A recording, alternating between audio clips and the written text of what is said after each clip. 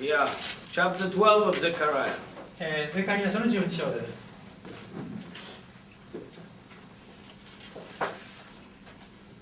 Chapter 12, come up. Okay. It's a word of the Lord on Israel. これはイスラエルに関する主の御言葉です。And God starts the word of the Lord in chapter 12. It says, I am the one who made the earth and the heavens, and I am the one who gave the spirit inside of men. この最初の一節のところにはですね、天を作ったのも地を作ったのも人の中に霊を入れたのも私だというように宣言されています。I knew that I was in trouble. これを言うとですね、ちょっと私はトラブルに。When my father started his speech to me saying, I made you. 父がですね、出てきてですね、私がお前を作ったんだと言われると、これはなんか悪いこと言われるんですね。I brought you into this world and I'm going to take you out of this world also. だから私がですね、お前を生み出したんだから、私には取り去る権利もあると、こう言われるわけなんですね。I knew I was in trouble. そういうこと言われるときは大体叱られるときなんですね。And when God starts his presentation to the people of Israel or to anybody and says, I made the world, the heavens and the earth, and I'm giving you the spirit, I'm giving you life, that is a very important statement. ですから神が人に語られるときですね、私が天と地とを作ってね、あなた方も作ったんだと言われると、これはですね、もうとても重い宣言になるんです。And I'm going to put Jerusalem as a cup of poison to all the nations around you. そして私はですね、そのエルサレムというのを毒の杯にしようとここに書かれています。And even Judea will be in a siege over Jerusalem. そしてユダもですね、ユダでさえもエルサレムを攻めるんですよね。And on that day I will make Jerusalem a stone of offense to all the nations. ところがですね、それは全ての人々に対してですね、もうすごく大きい石にすると。And all those that, come against Jerusalem, they will be scratched. They will be, what is the translation in English? Verse 3? Yeah. Verse 3 in English, it says, and it shall happen in that day that I will make Jerusalem a very heavy stone, or a stone of offense for all the nations, and all who heave it away will surely be cut in pieces. Though all the nations of the earth are gathered against it. ここにはですね、大きいここを読みますとですね、すべての民に対して重い意志とすると。これを持ち上げる者は皆大傷を受けるというふうに書かれていますけれども、英語の翻訳ではですね、これはもうバラバラにされるというように書かれているみたいです。When we look at the situation today of what's happening in the world, 今ですね、この現在の世界情勢というのを見ますと、Jerusalem is becoming an international issue and an international problem again. エルサレムというのは今ですね、国際問題の中心になっているんですよね。And if the United Nations and the nations think that it will be resolved by a forced solution of the UN or anybody else, they are totally mistaken. 彼らはですね、もしこのエルサレムという問題に対する解決策を、何か誰かが決議してですね、それを強制するという形で解決できると思っているとすれば、それは大きな間違いなんです。Jerusalem is really a stone of offense to the world today. もう本当にエルサレムはですね、この攻める意志とかですね、もしくはその重い意志とか書いてある、そのようなものなんですね、世界にとって。There is no solution 解決策はありません。to the problem of Jerusalem that is visible in the political horizon even from 100 years from now. 現在から100年経っても政治的な方法でエルサレム問題を解決することはできないんです。It is a stone of offense. ですからこれは重い石なんです。Yeshua came at the right time. 本当にその時になって来られました。And he brought with him peace to Jerusalem. そしてエルサレムに平和をもたらされたんです。And that peace will be fulfilled according to Zechariah. で、ゼカリヤによるとその平和というものが成就するのは In if I return back, it's already, proclaimed in chapter 9. 9章のところにですね、9章のところにすでにその平和について書かれています。In chapter 9, already the blood of the covenant, which Yeshua mentions when he ate the Passover and gave the wine to his disciples, and all these elements are already mentioned in chapter 9.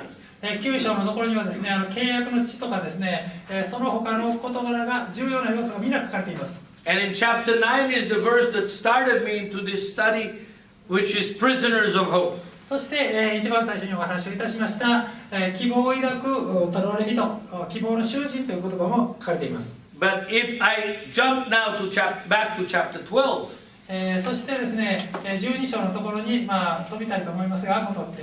then in chapter 12 we see the fulfillment of that hope.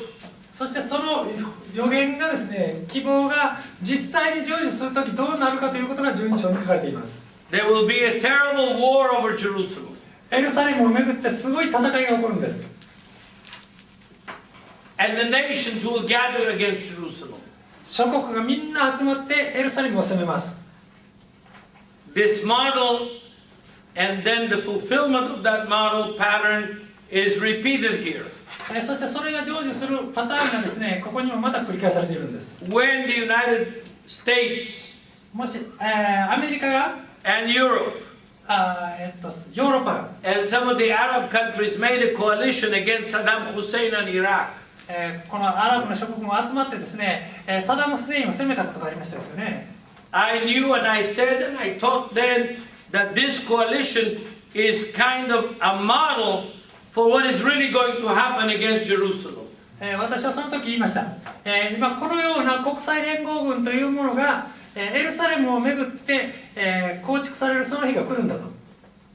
There will be a coalition against Jerusalem, just like there is a coalition was against Saddam Hussein and Iraq. イラクでサダム・フセインに対して結成されたのと同じような国際連合軍がエルサレムに対して、構築されるその日が来るんです。And chapter 12 of Zechariah tells us it's going to happen. 12章にはそれが必ず成就すると書かれています。But on that day, その時、the inhabitants of Jerusalem エルサレムの住民は will be blessed with the spirit of grace and supplication. Verse 10 of chapter 12. 10節にですね、私はそのダビデの家およびエルサレムの住民に恵みと祈りの霊を注ぐと書かれています。And they will seek God. 彼らが神を求めるんです。Because there's not going to be hope from any other place other than from God Himself. なぜかというと、神以外にもう希望がなくなるからなんです。Trusting in the United Nations is futile. もう国連に頼んでも仕方がない。Trusting in the United States is even more futile. アメリカに信頼しても仕方がない。Trusting in God is the only hope Israel has, and the only hope that Japan has is trusting in God who created the heavens and the earth. ですからその日にはイスラエルにとって唯一信頼できる、希望の源泉は神になるんです。そしてもちろん日本にとっても唯一信頼できる希望の源泉は神しかありません。Some Japanese say, why should we believe in the Bible? 日本人の中にはですね、なんで聖書なんか信じないといけないのかという人もい We ます have が、 our own ancient books. 私たちにもちゃんと古い本があるじゃないかと。I'll tell you why Japanese should believe in the Bible. でも日本人が聖書を信じる理由があります。Because the Bible includes Japan in the prophetic promises that God gave to the children of Israel. なぜなら、この神がイスラエルの子たちに与えられたその予言の中に日本が書いてあるからなんです。Because when the Bible speaks of the farthest islands of the ocean, 聖書の中にはですね、地の果ての島々と書かれているんです。Japan is the farthest island from the land of Israel, because if you go to Hawaii, you're already coming back around the other side. なぜですね、日本が最も遠い島々かというとですね、ハワイまで行ってしまうとですね、もう今度は逆の側に行ってしまうからなんですね。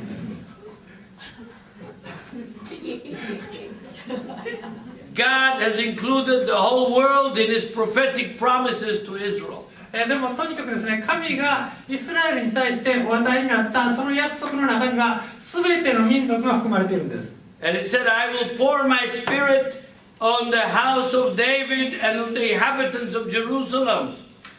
しかしダビデの家とエルサレムの住民に神の霊が注がれる日が来ます。And in that darkest moment of war, they will look upon me.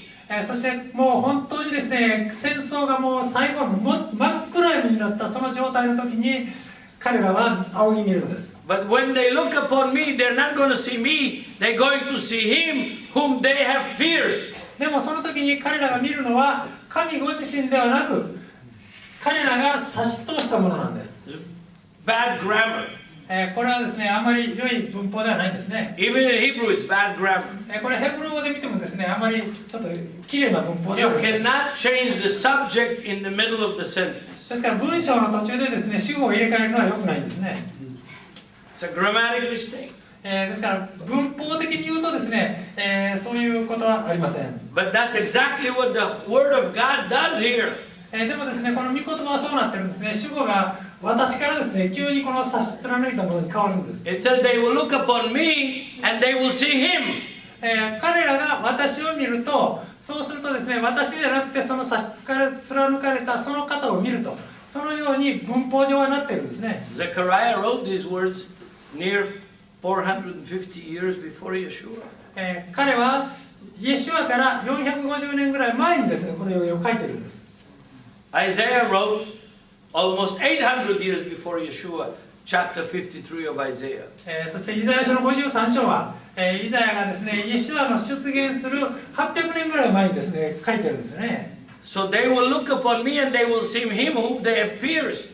でも彼らは差し貫いたものを見るんだというそのことを語りました。And their reaction will be deep sadness, mourning like somebody mourns for a dead person. そして彼らはですね、本当にもう死んだ人のためにですね、痛く悲しむと、そのように書かれています。And there is only two places in the Bible that have this word Ben Yachid. このベンヤヒッドという言葉が使われているんですけれども、これが使われているのは聖書の中で2箇所しかないんです。In Genesis 22, 創世記の22章と。when God tells Abraham, take your only son, your only begotten son, and offer him on the place I will show you. それはアブラハムがその子イサクを捧げるときにあなたの一人子を取って捧げなさい。その一人子という言葉なんですね。And the second place is here in Zechariah chapter 12. そしてその2回目に出てくるのがこれがゼカリヤ書の12章なんです。And the third place そして3個目に出てくるのは is John chapter 1. ヨハネによる福音書の第1章なんです。The only begotten son. それはただ一人の子ですね。一人子です。 In the Septuagint and in the New Testament, the word is monogenes. こ The れは only one of his kind. もう The only son of his kind, I mean. それはですね、七十人訳と新約聖書のギリシャ語ではですね、どちらもね、この唯一もう比類ない子であるというそのような言葉が使われています。What makes something in common between these three places? この3つの箇所に共通するのは何でしょうか。 You've got the model of a father sacrificing his son in Genesis 22 between Abraham and Isaac.